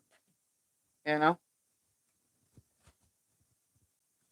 But I did and still do. I long arm quilt more than I sew lately because my client quilts come in and I do all those. Those take top priority over anything that I'm doing, other than my live streaming for, so Sundays and stuff like that. But my long arm quilting jobs take priority. So because I do long arm quilting jobs, plus I do my own quilts, and I tend to, my whole goal was to make a quilt, and instead of hanging it, my goal was to quilt it right away. I'm actually down to like 27 quilts now hanging in there, which is a miracle because it's been a long time since I've been under 30 quilts. So, but I get long arm jobs and those take precedence over that. So I do those and then I get my own in when I can. But I think the fact that I took in so many long arm jobs in the beginning, like a lot, that's what ran my machine over 1 billion. And it still runs amazing. I've had to have the timing fixed since, but the long arm still runs amazing. What's the best thread to use for piecing? The best thread to use for piecing is the best thread that your machine wants to run through it.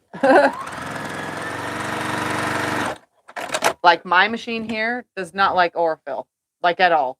But my other machines, the HZL F600 and the little brother SQ9285, that machine, both those will run the Orfill thread perfectly.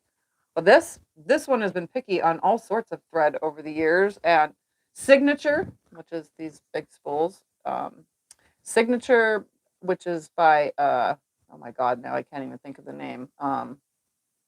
Who sells Signature? Superior Threads, I think, sells Signature.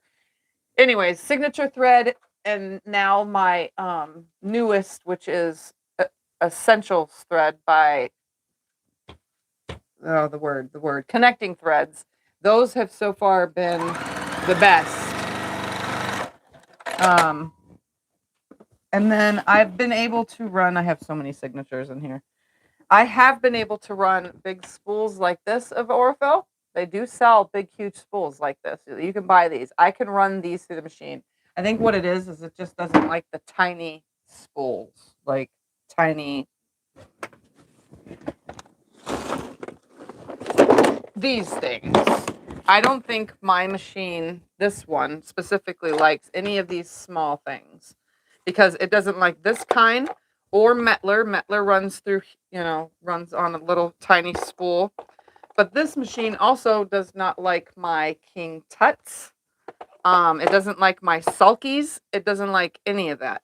It will run these Missouri Star threads. So when it comes to choosing a thread for yourself, choose a thread that works for your budget, but also runs through your machine, because there are tons of different types. You can go to Hobby Lobby and get these spools right here of Sewology thread. These are like $9 right here for this one dumb spool of thread, when you can get this spool right here of the Connecting Threads Quilting Essentials for like $3.45 a spool. So, and they have the same amount of thread on them, So definitely choose a thread that works for your machine. There's hundreds of brands out there, but your machine might not like them all. So start with cheaper and work your way up, I guess. Because every machine is going to be different. I have several fans that also have the Juki Tail 2010Q, and theirs runs the small spools of Orfill. Your machine is going to be different than everybody else's, so find what works for you.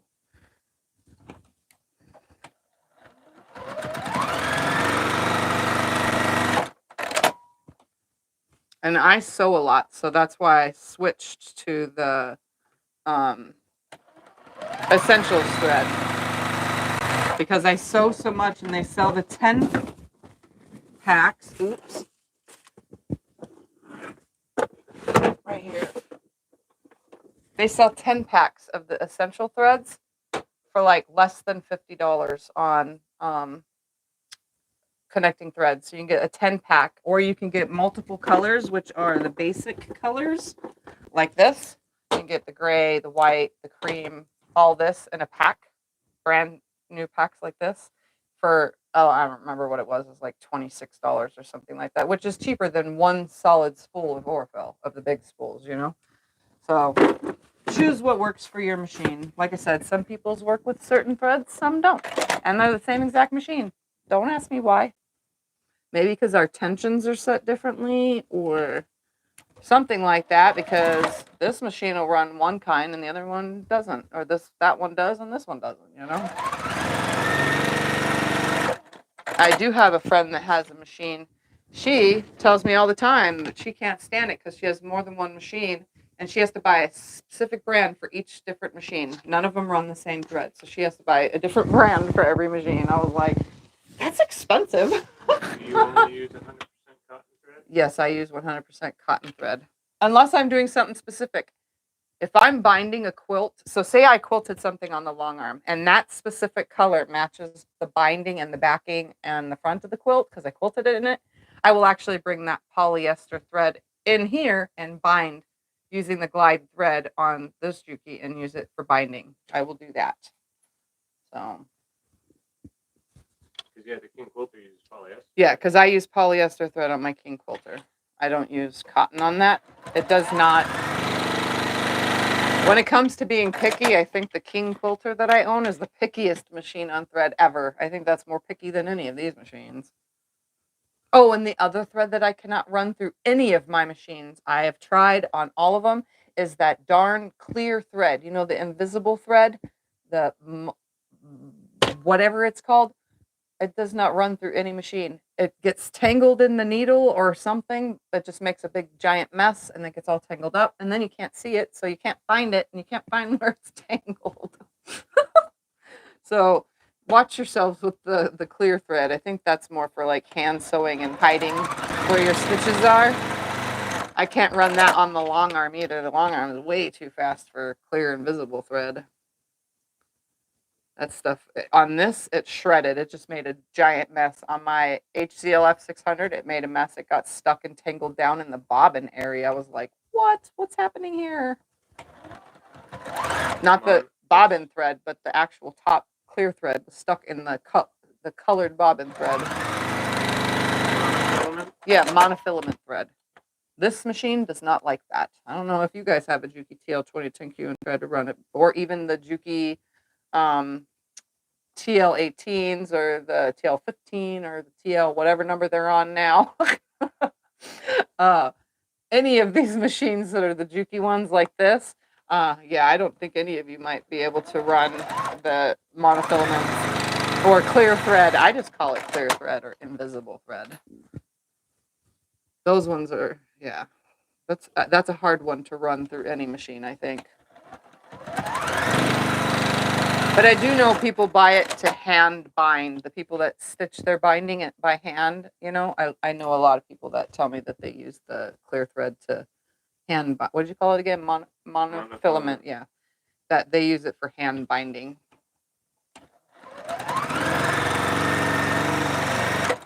That way you can't see what color, you know, the stitches are when you're trying to be really incognito on what your binding is stitched with. Huh? What causes your needle not to want to go up and down? What causes the needle not to want to go up and down? Probably is stuck somewhere. It's stuck somewhere in the mechanicisms of it. If you can't spin the wheel on the side, something's wrong with your machine. But if you're on this machine and you accidentally left your bobbin thing on, my machine does not stitch. See? It doesn't stitch. But if I release it, It stitches. So just remember to undo your bobbin thing. if it's the TL2010Q, I forgot one time and I was like, why is this not stitching? I left the bobbin up there though. The bobbin was on here and it was engaged and I was like, what? This is new. What the heck's going on? And then I put two and two together. Oh wait, there's a bobbin sitting up there and I just freshly rolled it, but it's not sewing.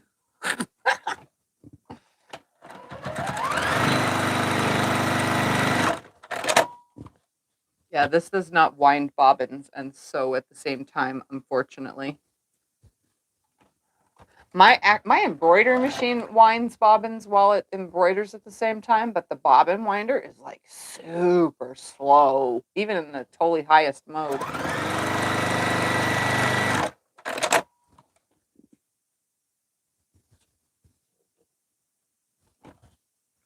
At least the bobbin winder on this is really fast. Are you using your knee lift? Yes, I'm using the knee lift. Okay. Why? See quick how you use knee lift. Oh, well, I'm done sewing that, so let me just grab a scrap so that they can see. Just roll this. There we go. There's your knee lift. So I use it just like this. I lift it, I sew, then I use my foot to cut the thread, and then I use the knee lift. It literally sits on this part of my leg right here. Just like that. Yeah. So I just lift, sew, break thread, move. Just like that. It's really easy. Quite easy to get used to as well. You just have to remember to sit yourself over this way. But if you like to sit this way, you could also use your knee lift with your opposite one. So, just so you guys know.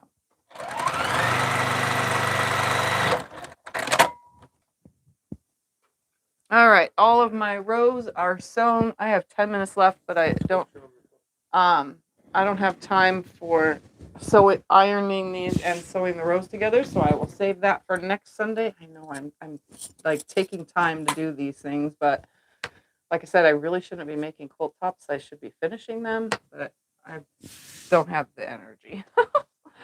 So let me show you the projects that I worked on this week, just so you could see them all over again. Yep. So I finished this little guy right here. This was just, again, it was hanging in the closet. It was one of my friends, So Becca's patterns. I don't know if it's on her website or not. It might be on her website. I'm not 100% sure on that, but just go to sewbecca.com and you can see it, or even on her YouTube page. I did that. It's fully custom. And then I did those window panes from those videos that I did window panes. I told you I would just meandering. Everyone asked how I'd quilt them. A meander, if you just meander it, it actually takes away anything that looks overly done. So if I had just went over this and did only the water and did only this and did only those, that's too much work for all these different sections. So I just 100% always choose to meander window pane quilts. When my clients bring them, they just get a meander, because any other thing is going to take away the look from your picture that you're making to look like a window, you know? And then I just did this one in a gray back. Oh, let's do that. Which is just plain gray black. It has hanging hooks on it, thick ones, because it's for a window, technically, to create the fact that it's a window. And then it has a tag on it, because I always attach those. And then the other one, which is my personal favorite. Yeah, the one with the deer is awesome. Like I said, if you make these, this is great for people who have basements with no windows and you want to hang something on the wall on a actual curtain rod, like a nice curtain rod, and hang this up. This would be like your window in your basement. This makes the perfect basement window. Seriously. And again, it's just a meander. It's what I do with every single panel quilt that's like this, anything like this. Regular panels, I actually go around, on different ones, but this kind, full on meander. Back to this one. And this one, again, is backed in that same gray. I loaded them at the same time. That's why they both have the same gray fabric. Wow, and it's just picking up every thread in this room. And then, because we have a few minutes, I'll take you guys to see my unicorn. Yeah. Yeah, they want to see the unicorn. Let's go see my unicorn. It's hanging in the living room. Wow, I'm covered in thread. All right, let's go to the unicorn. Camera is going to move through the house. Here we go. Into the darkness. We keep our house dark, by the way. Oh, that's okay. There is my unicorn. I'll take you up close in 2 seconds. So it hangs next to that one, which is in the corner. So I finished my unicorn. Let's go around to it. Turn around and show him real quick. Oh, The beast hold on. is coming out of his hole. Thumper's coming out of hiding. They wanna see Say the hi, beast. Thumpy. It's coming out. Say hi, kitty. Say hi. Here's your audience up here. Say hi. It's like, yes. No, I'm sorry, people. It's his own doing. All right, let's go so you can see the custom quilting I did on my unicorn. All right. Whoa, I did spirals in the background, straight lines in the unicorn, and then hair in the hair area. See, hair in the hair area. But all the white has 1/4-inch lines, and then all the background. And then the nose just has a crisscross in it, and the eyeball, oh, it's not even going to show. It's actually cross-hatched. I actually cross-hatched the eyeball. It's really pushed in there. And then I did hair up there, and then the unicorn thing. And I put purple binding because the back is purple. Oh, and it looks like a donkey from the back. Oops. Oh, you just Knocked it down. Here, grab down, that. honey. Grab that. Reach. Hold it up so I can show them. Reach. You have to hand it. It looks like a donkey head from the back. What color thread did you use for the panels? The panels, I used a cream colored thread. All right, we'll just leave this right here hanging on the long arm because I knocked it down accidentally. So that's what's in here. But that's my unicorn. It's done. And I'm getting stuck on all the cords on the way.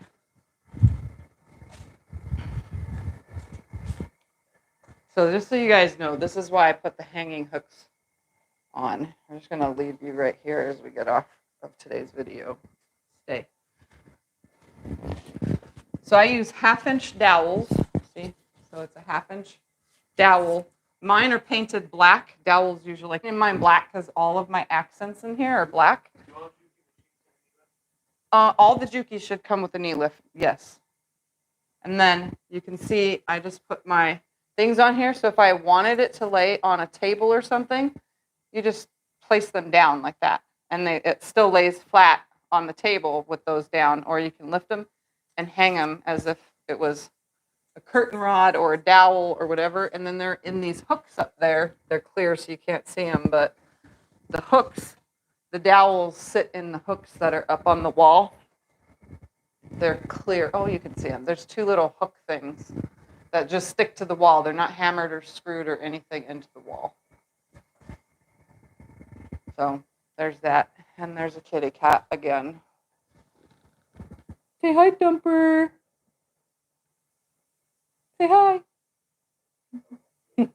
All right, guys. Any other questions before I get out of here?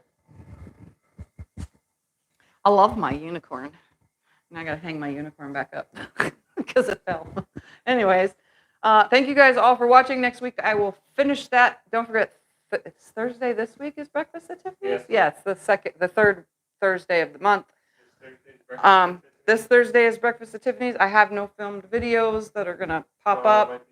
Tomorrow might be a small mail opening, according to Scott. He hides the mail from me, so I have no idea. And then he tells me. Other than that, I don't have anything else. So thank you guys all for hanging out, though. And that's it. That's all the things I did this week. See you guys next week. Bye.